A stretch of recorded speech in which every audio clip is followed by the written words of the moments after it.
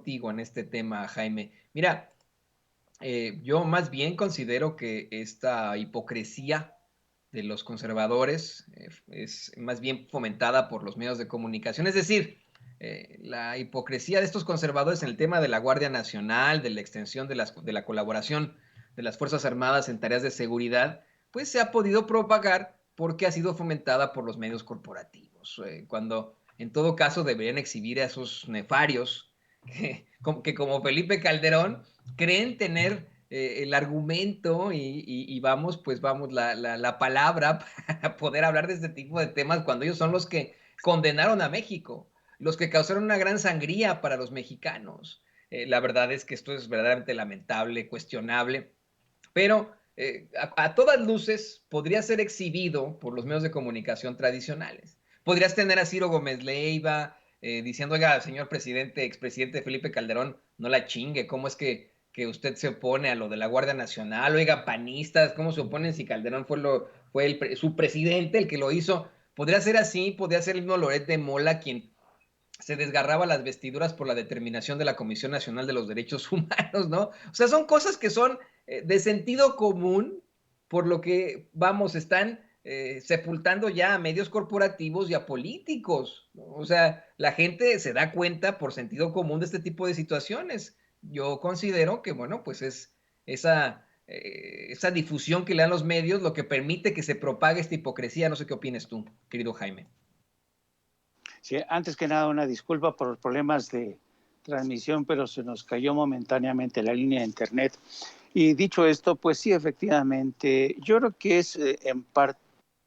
el cinismo de todos los días, ¿no? Que se ha convertido en una segunda naturaleza del PAN, del PRD, de Movimiento Ciudadano y del Grupo Plural. Pero también hay que tener en cuenta una cosa, también hay que tener en cuenta la flaca memoria que tienen, que comparten todos estos legisladores. Pero fíjate, Toño, que es interesante además destacar lo siguiente. Cuando Felipe Calderón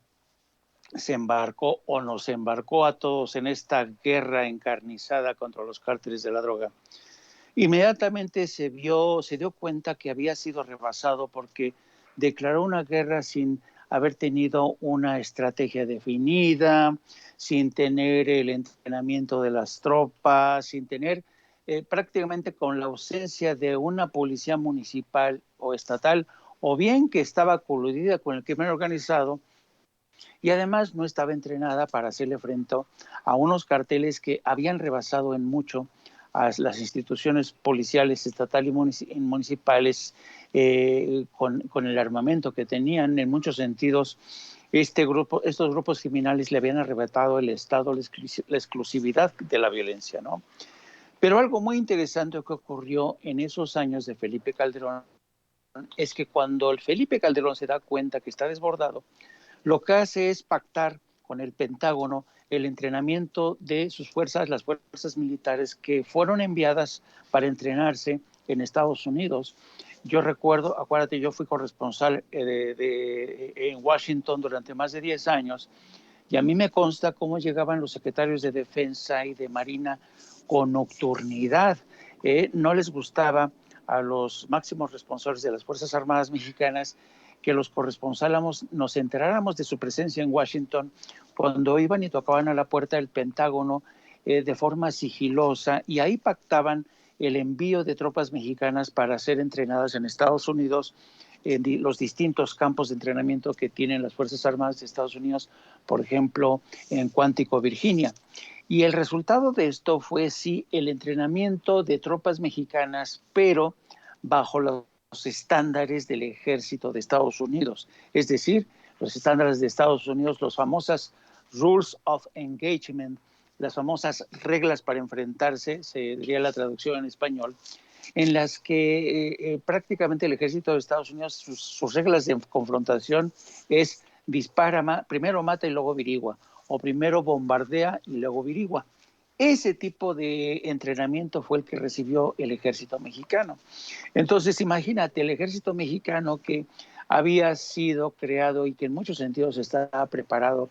para implementar programas de rescate y ayuda como el DN3, de repente se ven entrenados para una batalla abierta o una guerra abierta, muy letal, y así regresan. Y ahí están las consecuencias que tuvimos de un ejército mexicano que con un elevado grado de letalidad y además la venta de armamento que se pactó con el Pentágono y que formó el grueso de la ayuda que nos llevaba a través de la famosa iniciativa Mérida. En un primer tramo fueron básicamente compra-venta de armamento, entrenamiento de tropas, y eso no es lo que requería el país. Y el secretario de Defensa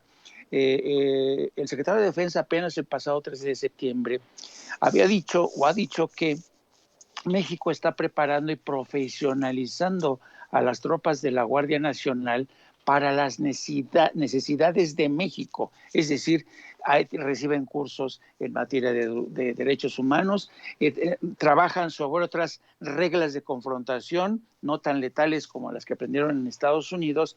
y esto debería tranquilizar a los líderes de la oposición, pero por lo visto estos señores no quieren entender razones, no quieren darse cuenta de que la inmensa mayoría de la población, por ejemplo, si tú te das una vuelta por Guanajuato, Zacatecas, Sinaloa, Nuevo León, te vas a dar cuenta que la gente está a favor de la permanencia, sobre todo de la Guardia Nacional, y de la construcción de más sedes, de más cuarteles. Entonces, yo creo que esta postura realmente, para mí, la oposición se está dando un tiro en el pie, se está ahorcando en cámara lenta porque, como siempre, vuelven a estar desconectados de la realidad y sobre todo de los reclamos de la sociedad civil, querido Toño. Sí, quiero insistir en esa desconexión, si se puede llamar así, de la oposición con la población civil. Le pido a don David